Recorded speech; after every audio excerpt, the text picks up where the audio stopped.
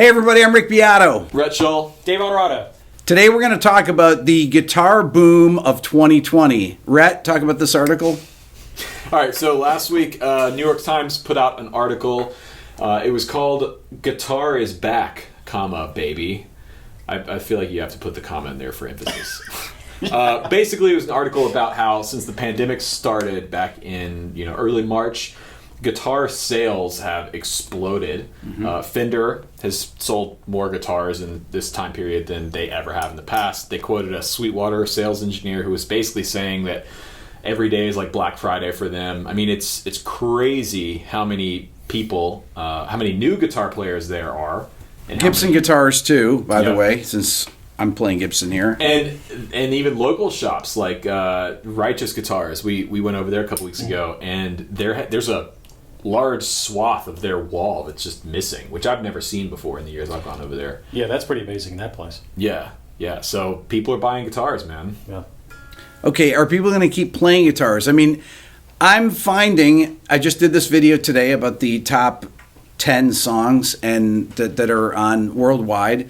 And out of the top 10, I'd say 4 of them had guitar in them. Now, they were a lot of cut and paste jobs, but they were legit guitar parts. I mean, they're actually, they could have been. Some of them were played. I think the Harry Styles one was played. Mm-hmm. Yeah. And so, which is very different than a year ago when I made a video where I put guitar to pop songs because there was no guitar in them.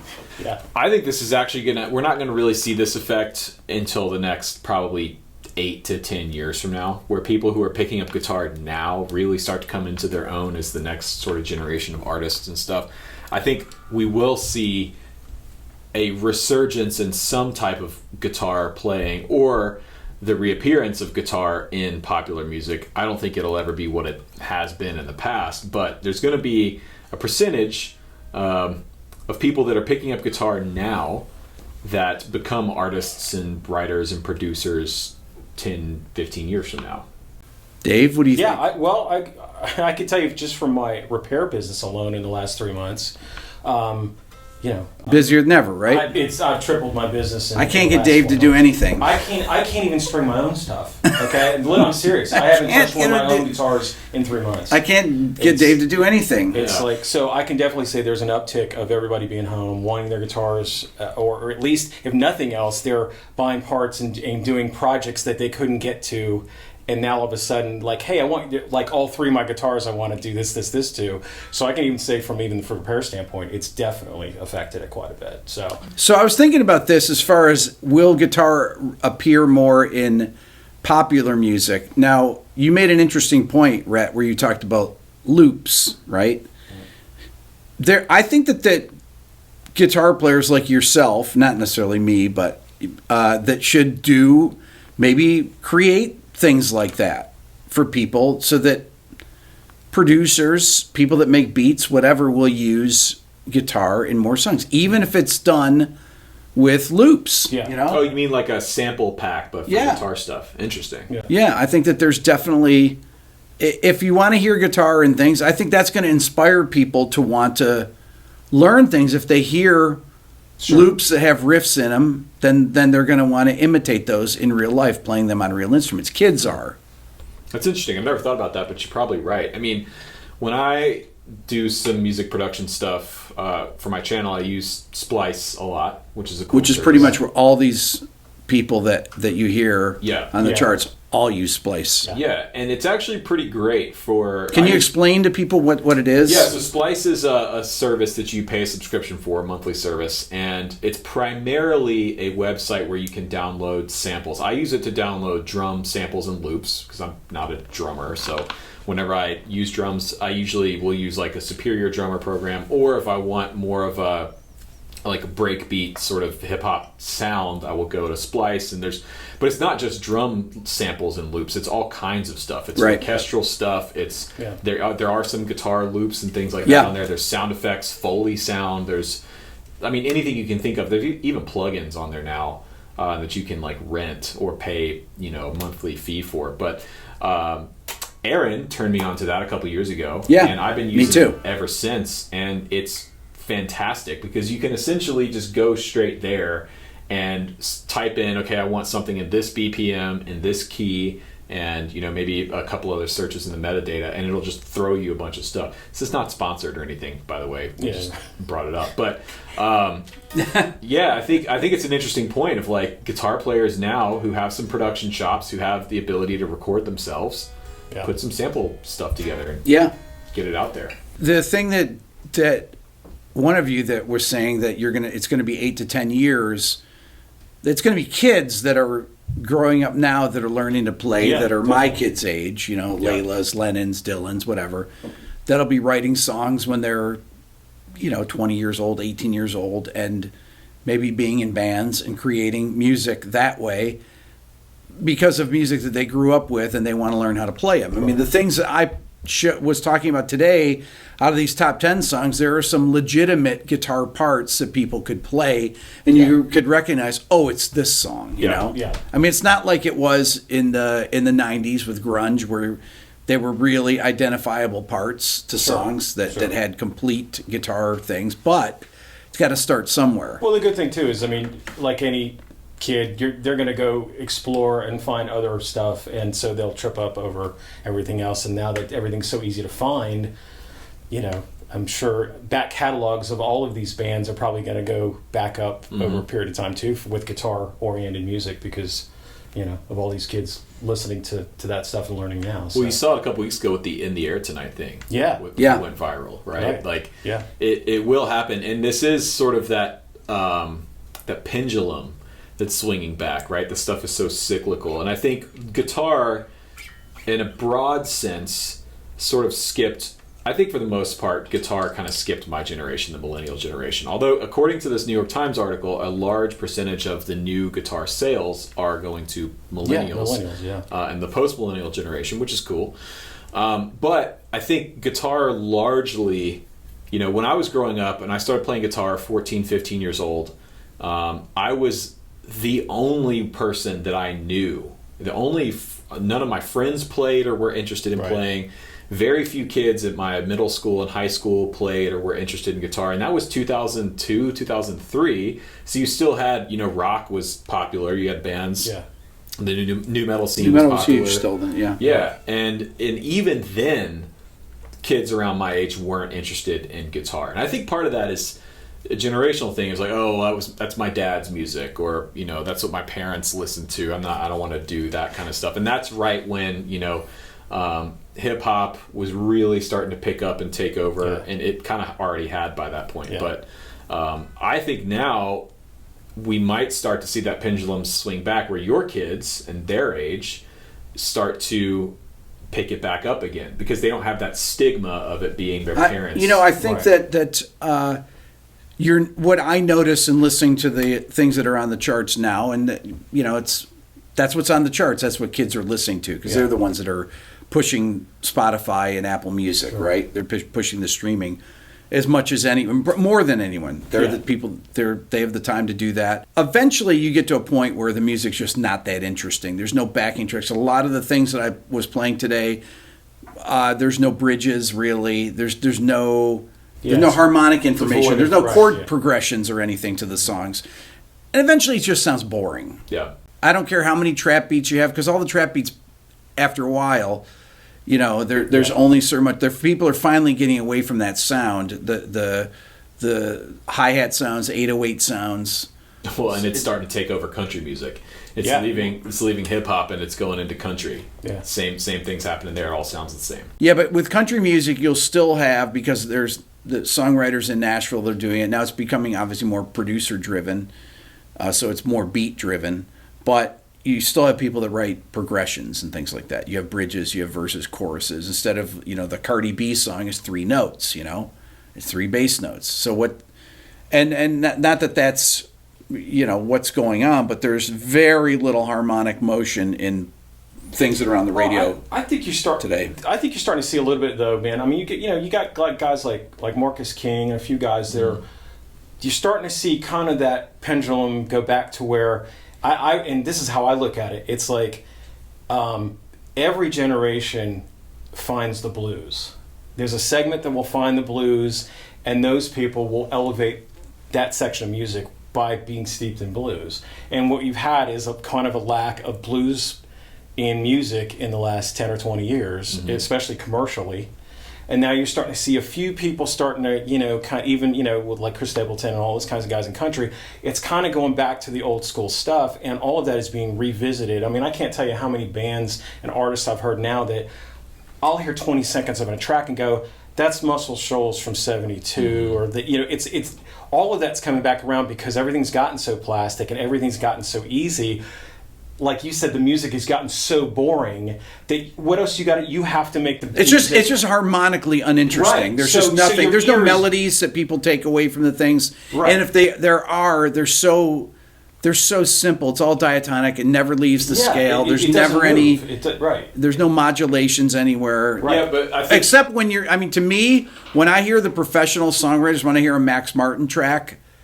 Guys like that are older. I mean, Mac Martin's 50 years old. He's got the perfect example of that is that Weekend song from The Weekend from that's to me my favorite song on that whole list, and it's definitely a throwback in terms of production and tonality, definitely.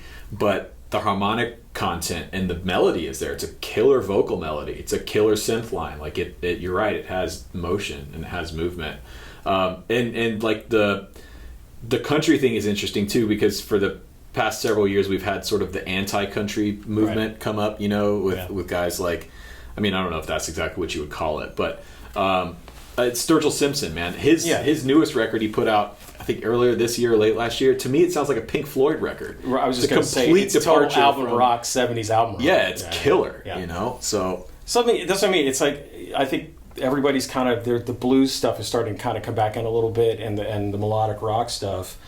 And I think every generation rediscovers it, So I think you're right. I think in another 5 or 10 years, you're going to see a whole new wave of artists and bands that were steeped in all of this stuff, and the guitars will come back with it. I mean, because it has to. I mean, it's guitar has always been like this, if you think about it. I mean, up until maybe recently in the last 10 years, it's taken a less 10 years, definitely. But like in the 60s, you had a British blues boom. Yeah. So then that pushed all the rock to be that way. And then we had just the other end of it. We had the synths come in, killed all the guitar stuff, or regulated the guitar to like this little box. Right. And then all the synths. That's true. And so then we had the grunge come back again, say, screw you, we don't want synths. But Dave, okay, so here's where the problem, you guys have heard me with my spiel on this, that when blues left rock, which was pretty much during nu metal, that's when rock started to decline. Now, people will be like, oh, boomer this, boomer that.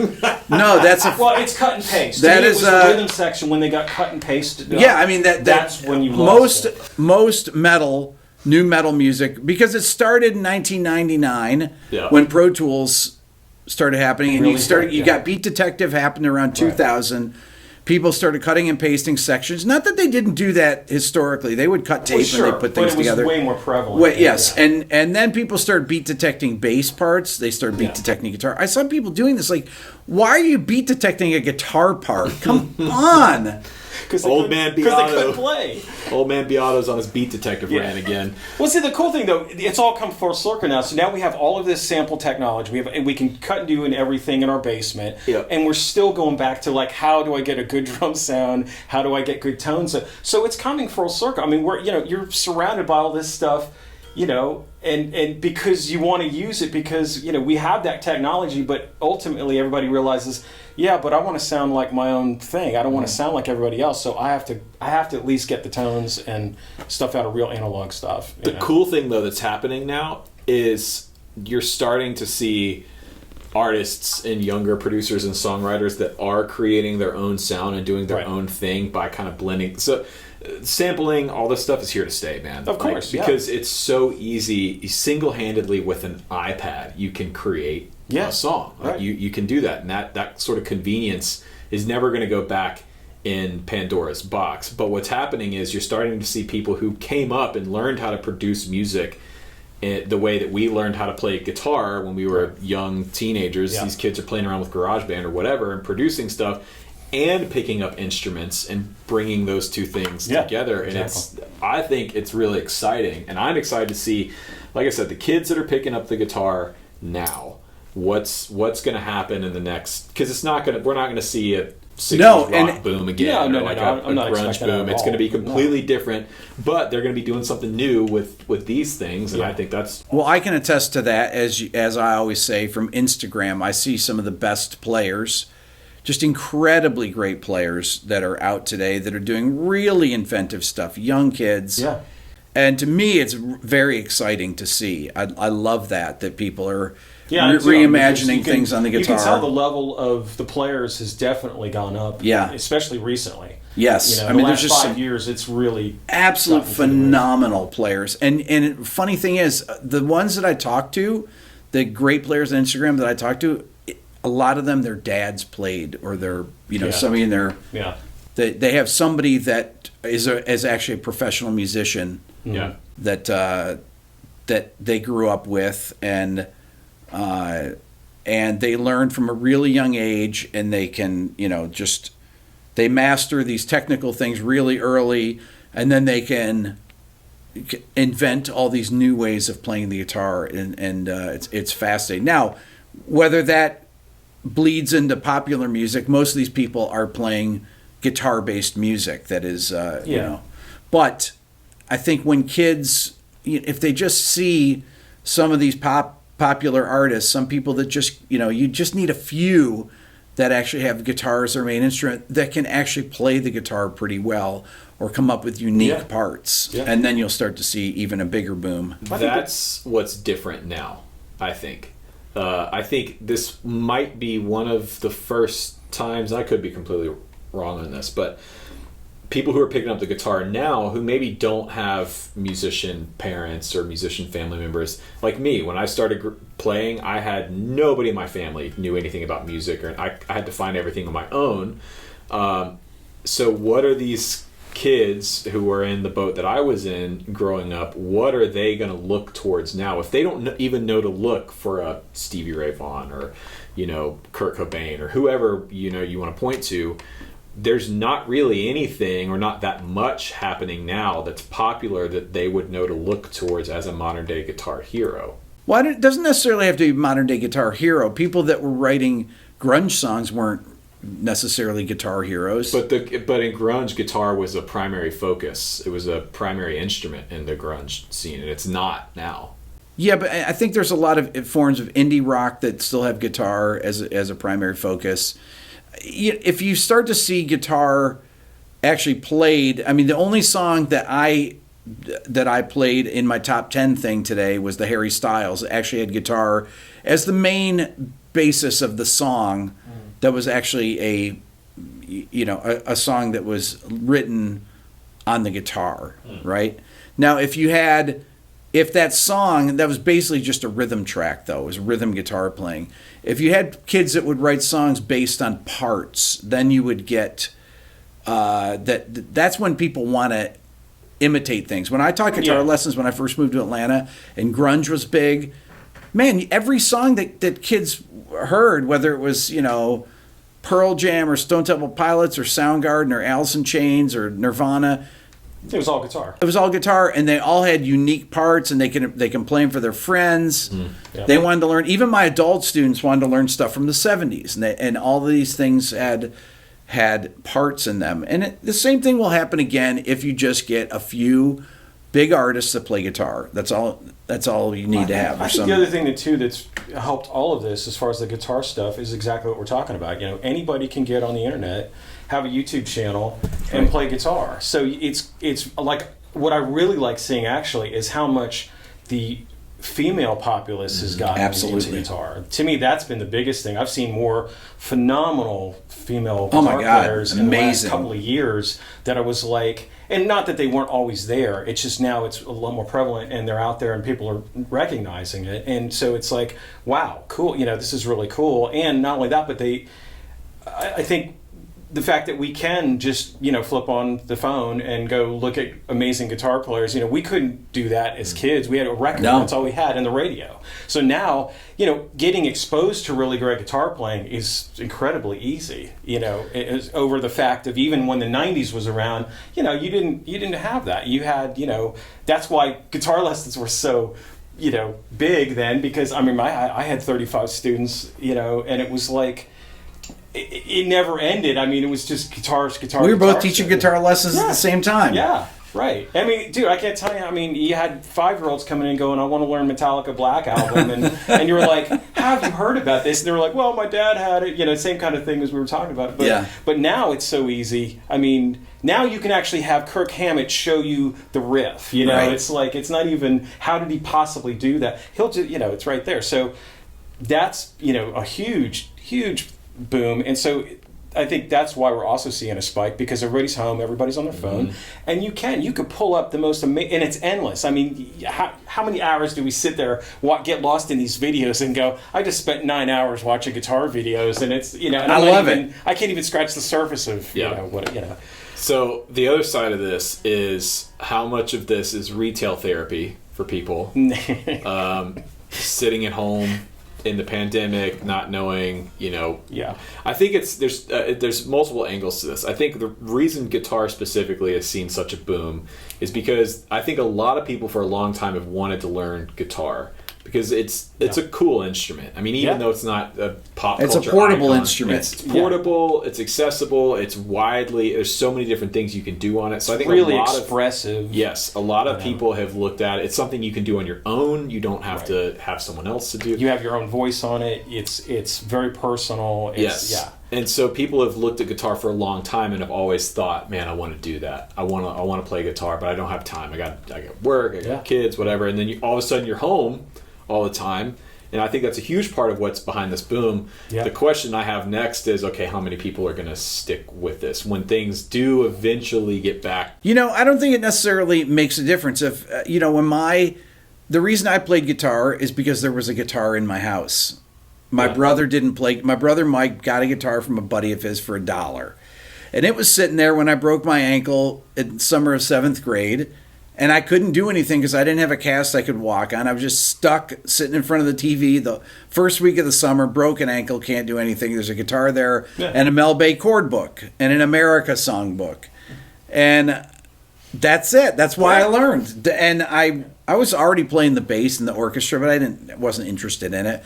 But I picked up the guitar and I learned the D chord, and I was like, oh, that sounds familiar, A minor. And then all of a sudden I started realizing, oh my God, I can play these songs. I figured out how to play Stairway to Heaven. I figured out how to play. Yeah, when the light bulb goes off as a kid, that's when you start going, oh, I can do this. Okay, it's not a complete mystery. So, but just having an that's instrument what eggs you on for sure. Yeah, and if somebody buys a guitar and they have it sitting around, most people that I found that I knew that played guitar, somebody in their family played it and then stopped playing it, and then they picked it up. Right. My older brother Lou used to play. Not me. My older brother Lou had a guitar that he put through. He rigged it up through his stereo, and my younger brother John and I, who didn't play, we would sit there and watch him play. He knew one scale. He just kind of play around like this with just 2 fingers, and he would play to Allman Brothers, to Clapton, everything, and he would play in the right key and everything, and he would just kind of fiddle around, but we just sit there and watch, and then he'd go.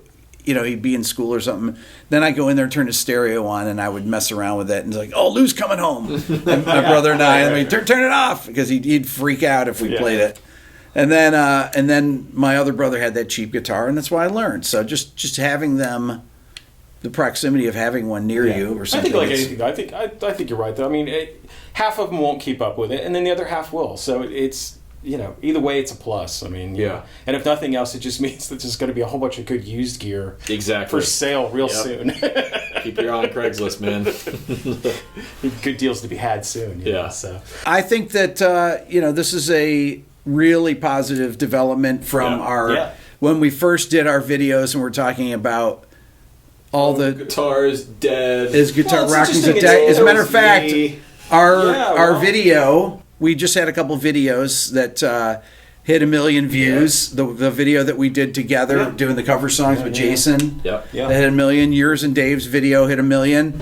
And one of the first videos that we did as a trio is about to hit 1 million. Probably hit 1 million in the next couple days, actually. So Dave's probably the secret here. There you go. That's it. Anyways, leave your comments. Follow Dave on his Instagram. Dojo Repair. Dojo repair, guitar repair. Dave can And never. I have a pedal for sale. Dave has a pedal for sale. You could.